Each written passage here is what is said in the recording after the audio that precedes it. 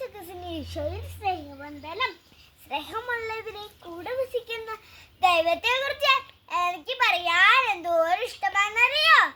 എന്താണ് കൂടെ വസിക്കുന്നത് എന്ന് പറഞ്ഞാൽ, ദൈവം മനുഷ്യനോട് കൂടെ വസിക്കാൻ ആഗ്രഹിക്കുന്നവൻ. ആദ്യം മുതൽ തന്നെ ദൈവം മനുഷ്യനോട് കൂടെ വസിച്ചു. ഏതാം തോട്ടത്തിൽ ദൈവത്തോട് കൂടെ നടന്നു.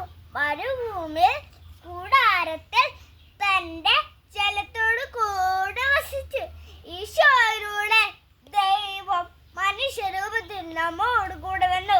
വചനമാംസമായി നമ്മിടെ വസിച്ചു. നമ്മുടെ ദൈവം ദൂരെ വസിക്കുന്ന ദൈവമല്ല, നമ്മുടെ ദൈവം അടുത്ത് വസിക്കുന്ന ദൈവമാണ്. ജീവിതത്തിൽ കഷ്ടപ്പാടുകൾ വരുമ്പോൾ നമ്മെ കൈപിടിച്ച് നടത്തുന്ന ഒരു ദൈവം, വേദനയിലും സഹനത്തിലും ദുഃഖത്തിലും നമ്മെ നെഞ്ചോട് ചേർത്ത് പിടിക്കുന്ന ഒരു ദൈവം. ദൈവം വചനം പറയുന്നു, നീ വെള്ളത്തിൽ നടക്കുമ്പോൾ ഞാൻ നിന്റെ കൂടെ ഉണ്ടാകുമെന്ന്.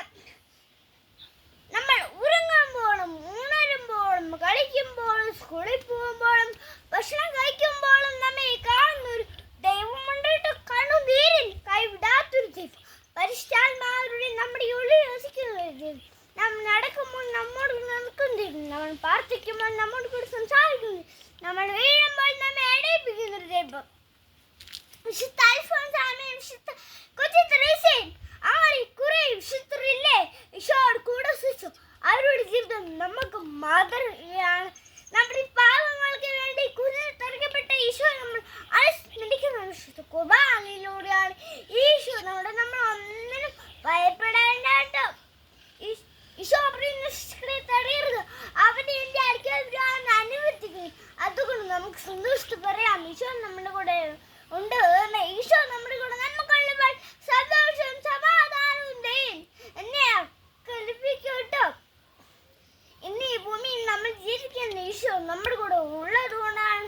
സ്നേഹമുള്ളവരെ, യേശു ക്രിസ്തുവിലൂടെ ദൈവം നമ്മുടെ കൂടെ വസിക്കുന്നു. നമ്മൾ എന്താണ് ചെയ്യേണ്ടത്? വിശുദ്ധ കുർബാനയിൽ കുടുംബ പ്രാർത്ഥനയിലും പങ്കുചേരണം, ജപമാലയും സുഹൃത്തും ചെല്ലണം, ബൈബിൾ വായിക്കണം, ഈശോയെ പറഞ്ഞ ജ്ഞാനത്തിലും പ്രായത്തിലും ദൈവത്തിന്റെ മനുഷ്യനും പ്രീതിയിലും പാപം ചെയ്യാത്ത മറ്റുള്ളവരുടെ സ്നേഹത്തിനും സഹായത്തിനും വിട്ടുകൊടുത്തും ജീവിക്കാൻ ഈശോ മറ്റുള്ളവർക്ക് പറഞ്ഞു കൊടുത്തു. ഈശോയോട് കൂടി ചോദിച്ച് നമുക്ക് സ്വർഗരാജ്യം ലക്ഷ്യമാക്കാം. ഞാൻ ഇത്രയും വാക്കുകൾ പറഞ്ഞുകൊണ്ട് നിർത്തുന്നു.